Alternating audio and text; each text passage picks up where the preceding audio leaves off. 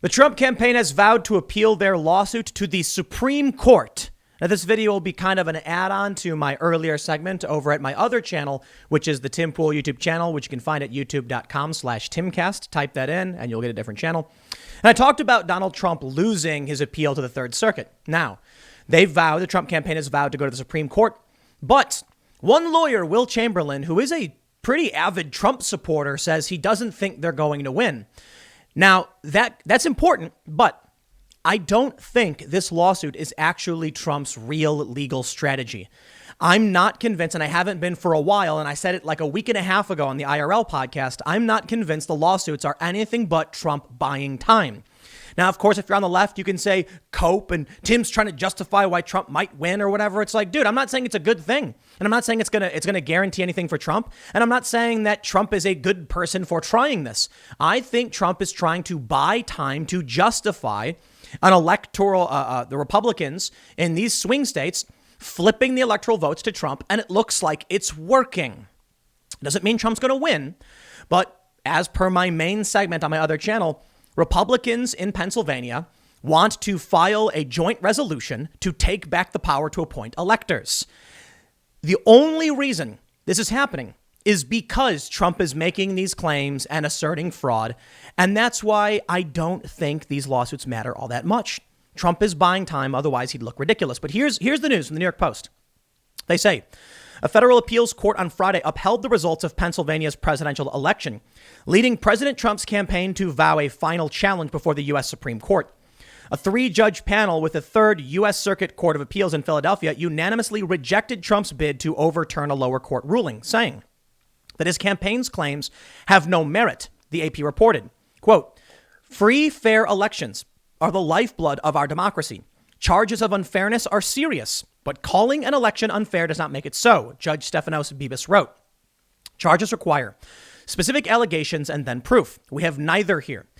In response, Trump campaign legal advisor Jenna Ellis tweeted a joint statement from her and former Mayor Rudolph Giuliani, the campaign's lead lawyer, in which they attacked the decision as a whitewash in favor of Joe Biden. The activist judicial machinery in Pennsylvania continues to cover up the allegations of massive fraud, she wrote.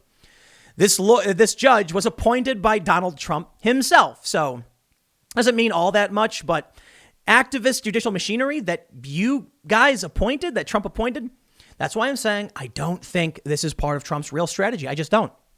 Ellis added, on to SCOTUS, an acronym for the Supreme Court.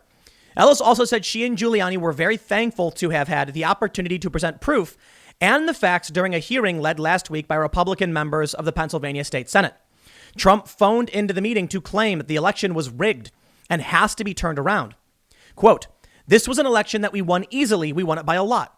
Biden beat Trump by 51.1% to 47.2% in the popular vote and 306 to 232 in the Electoral College, according to Fox News. On Saturday, Williamsport, Pennsylvania federal judge Matthew Brann issued a scathing ruling that threw out Trump's bid to overturn the results in the Keystone State, saying he was being asked to disenfranchise as many as 6.8 million voters. Quote, one might expect that when seeking such a startling outcome, a plaintiff would come formidably armed with compelling legal arguments and factual proof of rampant corruption, Brann wrote. That has not happened.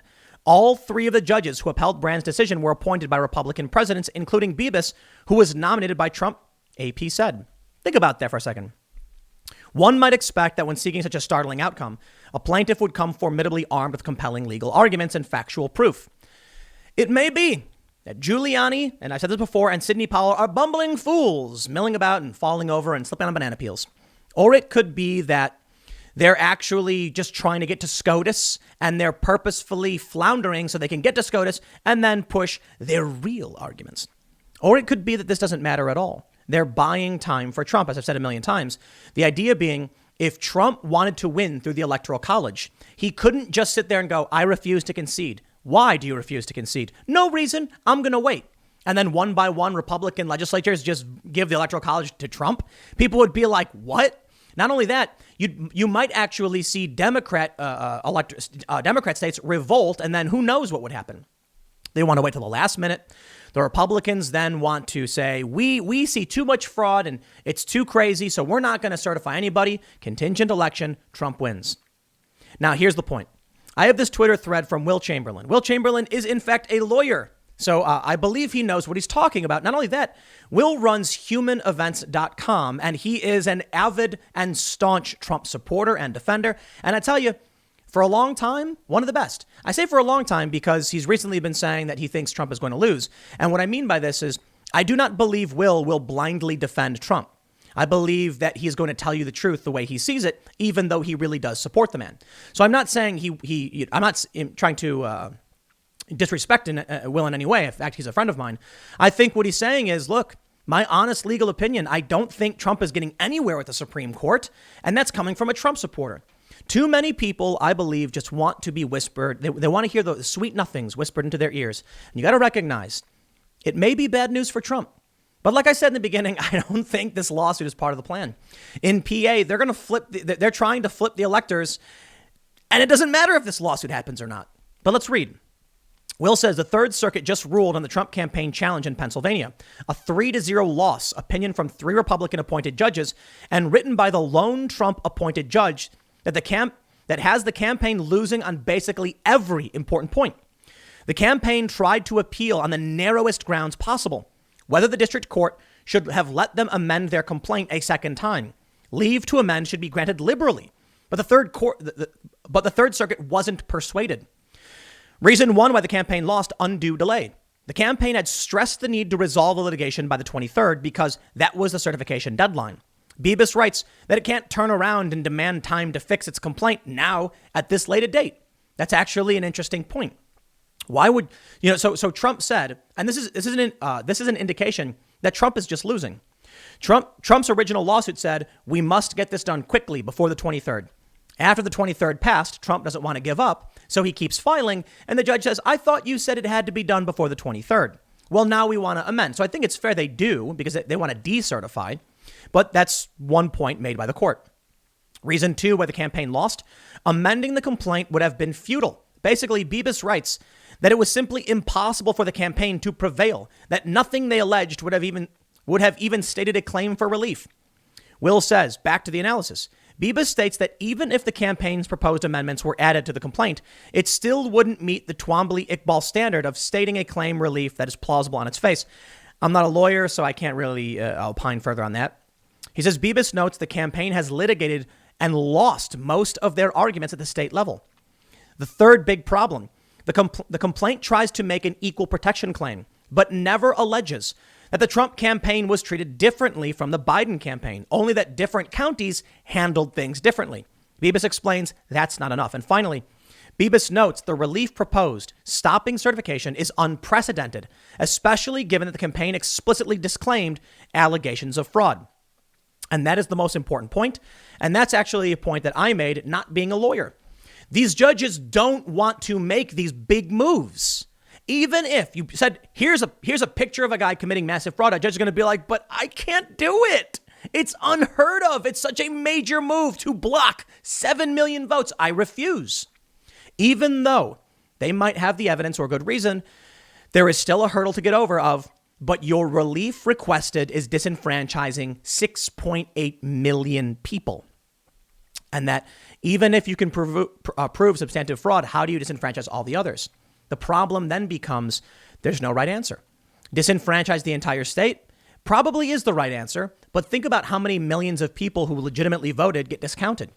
But if the election isn't, if Joe Biden's ahead by 81,000 votes and 100,000 are bunk, then Trump would win, in which case the fraud itself is disenfranchising all of the Trump voters. You see the problem here? So the only thing they can do, I guess, what the electors are likely to do, in my opinion, no electors appointed for anybody. All right. Nobody gets anybody. Will says in conclusion, this is an opinion that basically ends the litigation.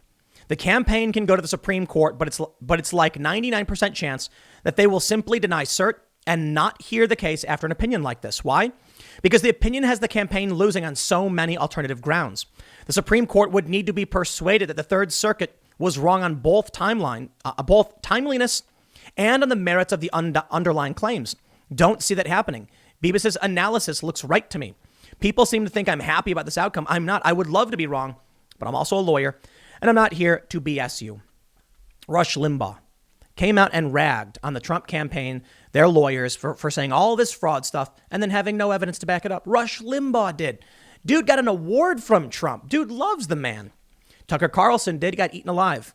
I think Trump supporters, look, if Will Chamberlain is saying, I don't see it, if Rush Limbaugh and Tucker are saying like, dude, there's serious problems here, I think Trump supporters need to recognize that. And I think the problem is there are many hardcore Trump supporters who are like spamming the dislike button or whatever. Listen, you can recognize that there are people questioning what's going on and still say we have to keep fighting to the bitter end by any means necessary. And I will totally understand that. And I think it's a more honest approach to rallying morale than to just say, we're going to win. Don't worry. Just keep your blinders on, straight focused. No. I mean like the horse blinders and you can't see left or right. No. You want to recognize your weaknesses. You want to acknowledge where the campaign has faults. Otherwise, you will walk off a cliff. If you're walking towards a cliff and people are screaming, you're walking towards a cliff and you're like, no, we're not. We're never going to stop. We're going to win. It's like, okay. And then you fall off the cliff. Or you say, they're right. Let's adjust and try and find real victory by not walking off the cliff. Maybe there's another way through. And if Trump supporters start recognizing where their weaknesses are and where Trump isn't winning, they could pay attention to what's actually happening. That's why I said, I think the real play, the actual play here is Electoral College jammed up by the state legislatures, not through the lawsuits. We'll see how things play out. Got a couple more segments coming up in just a few minutes. Stick around and I will see you all shortly.